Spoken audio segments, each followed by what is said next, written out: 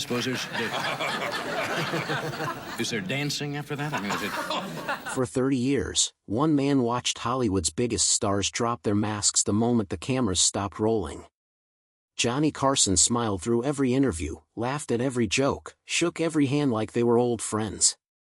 But behind that famous desk, he was quietly keeping score. The same legends America adored on screen turned into completely different people the second that red light went off. Screaming at assistants. Humiliating crew members. Hiding secrets that could have destroyed their golden age image forever. Carson never exposed them publicly. He just remembered everything. Today, we're finally revealing the 9 icons he privately couldn't stand, and exactly why he never forgot what he saw. Would you welcome Jerry Lewis? Jerry Lewis spent decades as the man who made an entire country laugh until it hurt. His slapstick timing turned him into a global icon, and his annual telethon painted him as the ultimate protector of sick children, crying on camera, begging for donations, wrapping himself in the image of pure compassion. Audiences trusted him completely. But according to people who actually worked beside him, that image cracked the second the cameras cut away. Staff on set described a man who refused to even learn the names of the people serving him.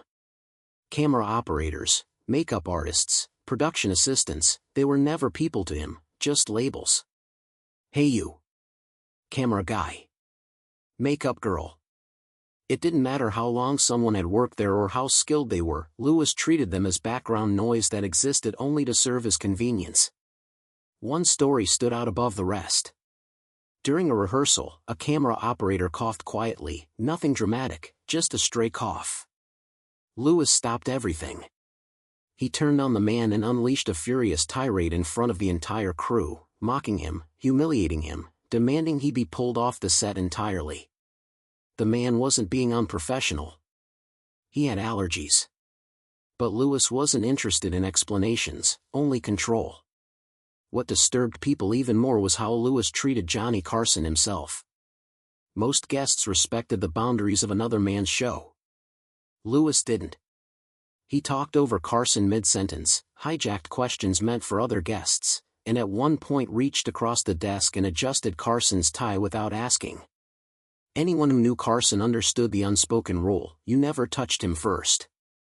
Lewis knew it too. He did it anyway, like he was reminding everyone in the room who was really in charge. That single gesture told Carson everything he needed to know. This wasn't ego slipping out by accident. It was calculated. A performer so used to controlling every room he stepped into that he couldn't resist asserting dominance even on someone else's stage, in someone else's house. The contrast is what made it unbearable. Here was a man who could stand in front of millions, tears streaming down his face, pleading for compassion towards sick children, and then walk off that stage and treat the people working for him like they weren't fully human. Two completely different men living inside the same body, and only the people closest to him ever saw both. Carson rarely banned guests outright. He understood television meant compromise, meant working with difficult personalities. But Lewis crossed a line that had nothing to do with talent or temperament. It was about how he treated people who couldn't do anything for him in return, people with no power, no leverage, no way to push back. In private, years later, when Lewis's name came up, Carson didn't hold back. He described him as someone who stood out even in an industry full of fake smiles and hidden cruelty, a man whose kindness on camera was nothing more than a performance, the same as every other role he'd ever played. Jane Russell was one of the defining faces of an entire era, a woman whose beauty and screen presence made her a symbol of glamour across the 40s and 50s. She should have been a natural, recurring guest, someone Carson brought back again and again the way he did with other icons of her caliber. Instead, after only a handful of appearances, she quietly disappeared from his couch for good. The reason had nothing to do with her talent and everything to do with what happened once the cameras stopped rolling. Carson kept his show deliberately neutral. He let guests hold whatever political views they wanted, disagreement never bothered him. What bothered him was cruelty, and according to people who worked closely with him, Russell crossed that line more than once backstage. Staff described a pattern that made people uncomfortable long before anything reached the public. During one appearance, she reportedly refused to let a gay makeup artist touch her face and demanded he be replaced on the spot, no explanation needed beyond who he was. It wasn't an isolated incident. Insiders say she made it clear she didn't want to share a booking with certain guests either, and when Rock Hudson's name came up, her comments about him were sharp enough that people around the studio noticed and remembered. Carson had genuine friendships within the gay community, including members of his own staff, long before it was safe or common to say that publicly. People who knew him described him as ahead of his time in refusing to tolerate that kind of treatment on his show. So when Russell's behavior towards staff kept surfacing, it registered with him in a way that few other guests' behavior did.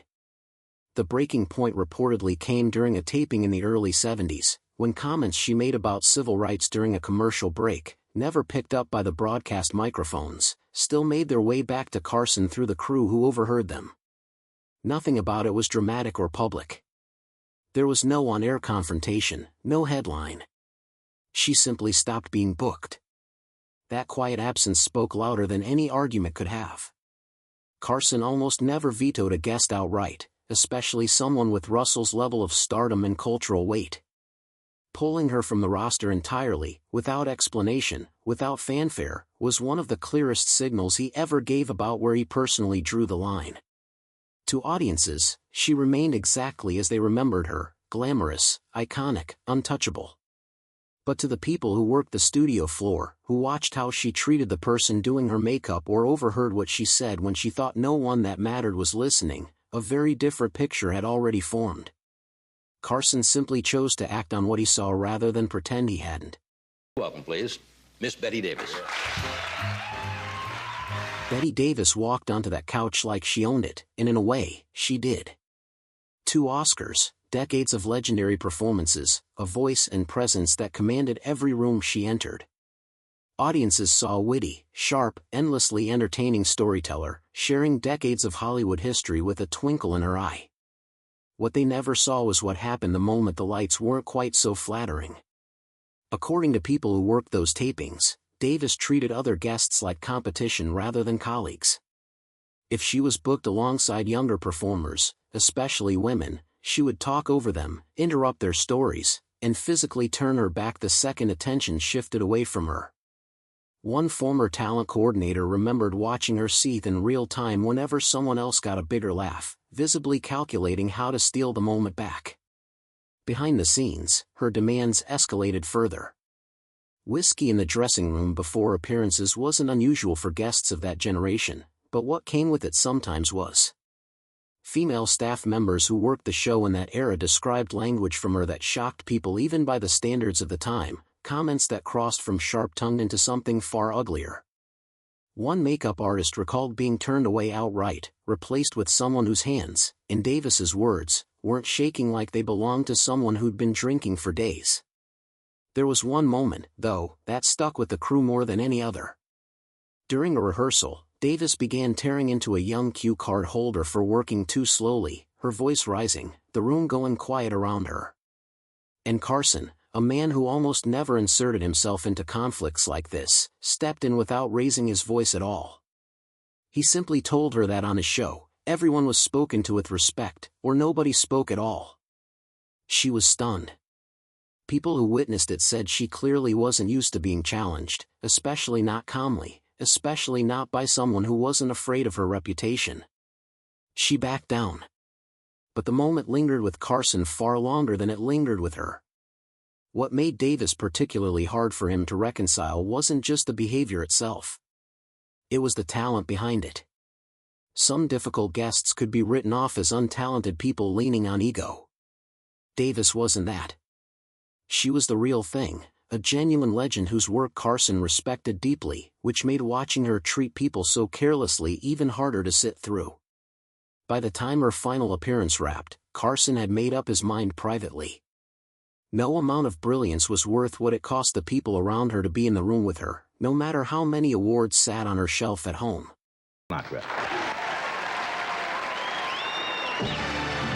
On camera, Frank Sinatra and Johnny Carson looked like old friends catching up, easy jokes, warm laughter, the kind of chemistry that made for great television.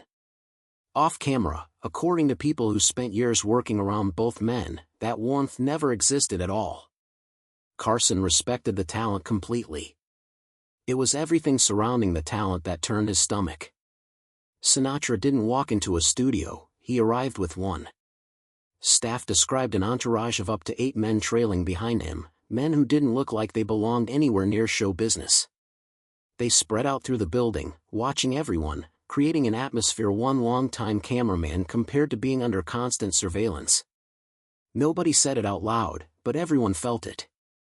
The clearest example of what Sinatra was really like came during a routine warning. A floor manager, simply doing his job, gave Sinatra the standard heads-up before his segment. Sinatra grabbed him by the tie, pulled him in close, and made it clear that nobody told him anything, he'd go on when he decided he was ready. This wasn't a young intern. This was a war veteran in his 50s, visibly shaken afterward by a legendary singer twice his size and ego alone. Carson watched the whole thing unfold from a monitor in his office and nearly pulled the segment entirely. Only a producer reminding him what Sinatra's presence meant for the ratings talked him back down. But something shifted in Carson that day, a line had been crossed that he wouldn't forget. It happened again during a commercial break, when Sinatra made a cutting remark about a female staff member's appearance, loud enough that people nearby heard every word. Carson, a man known for staying professionally detached no matter who sat across from him, broke character completely. He told Sinatra flatly that nobody spoke about his staff that way, not on a show. Sinatra looked genuinely surprised. Apparently nobody challenged him like that, not even hosts who technically had more power in that building than he did.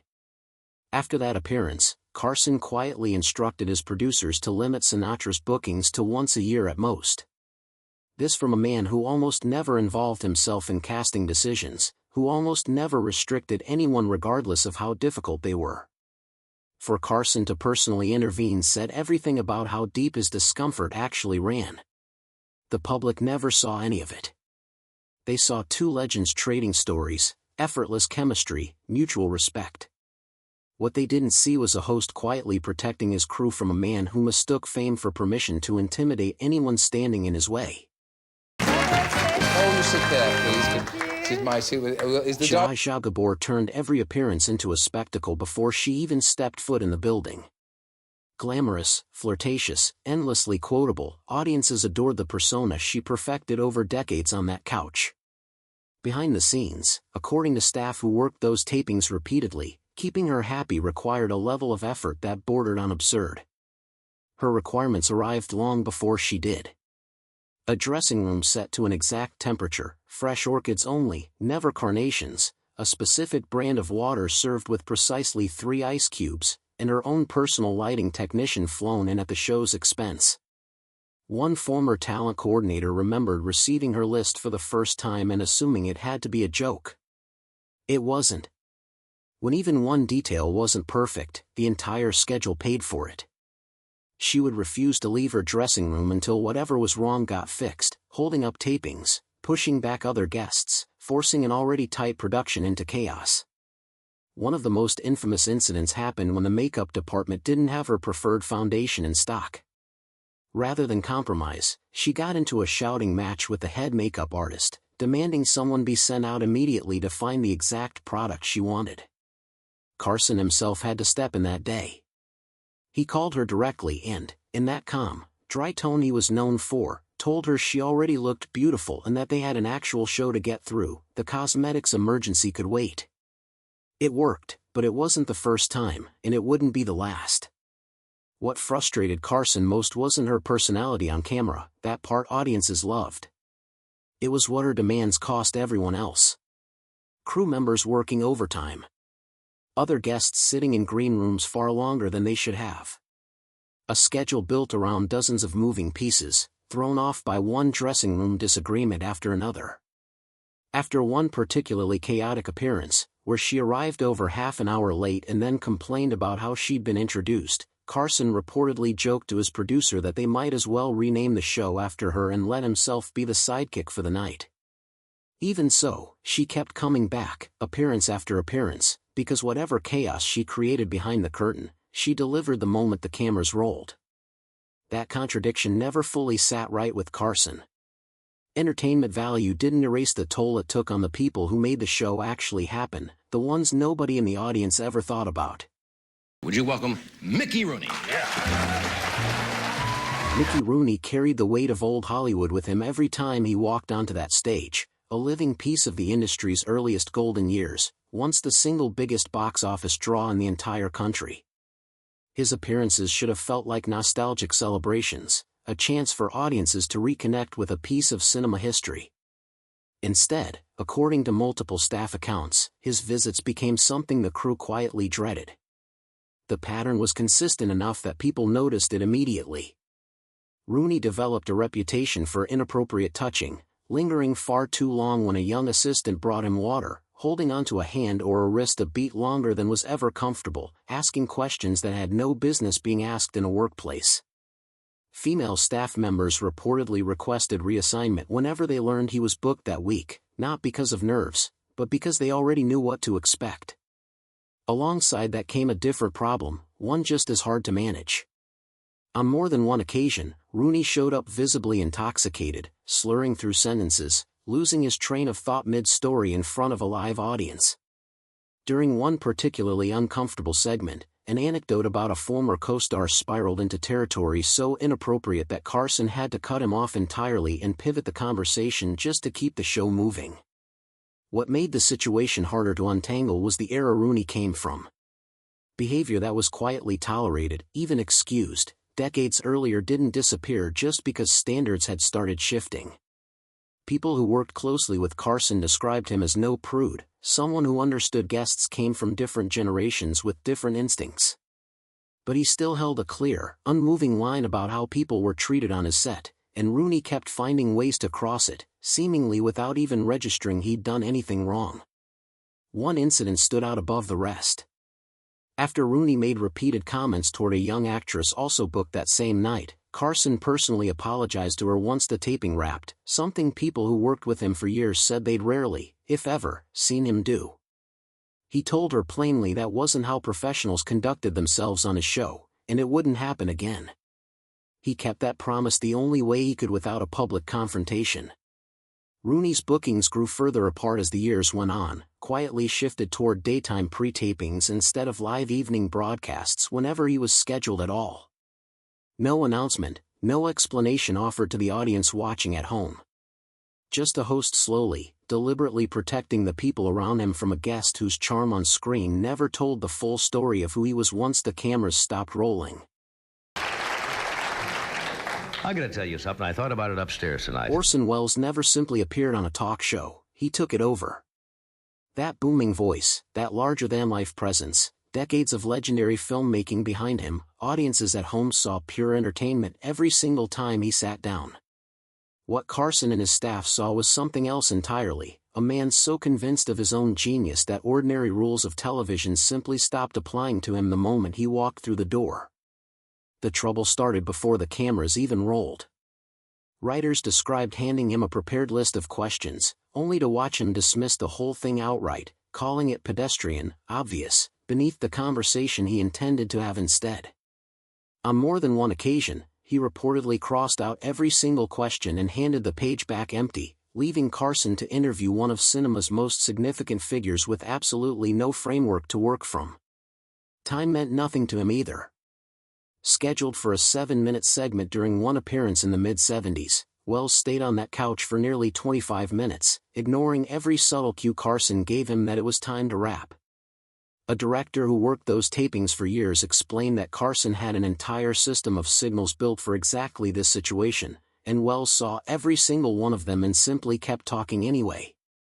2 other guests had to be bumped from the show entirely because of it.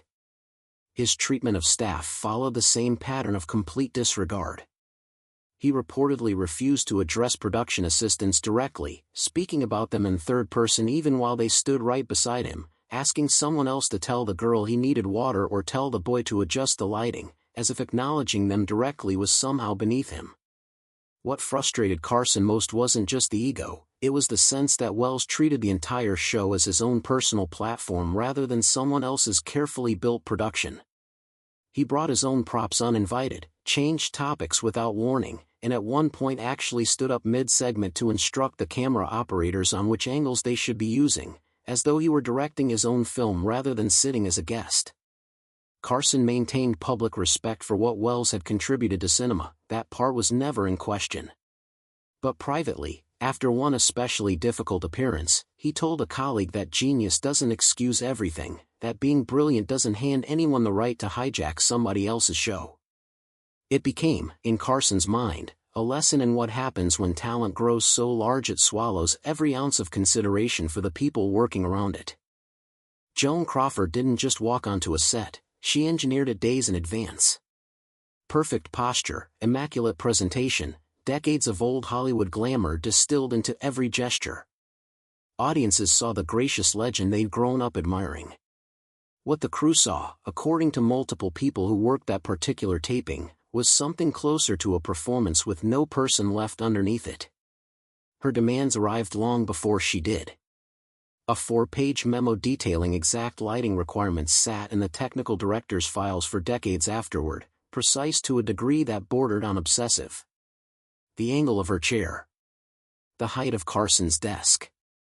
The studio temperature locked at exactly 67 degrees, not 66, not 68.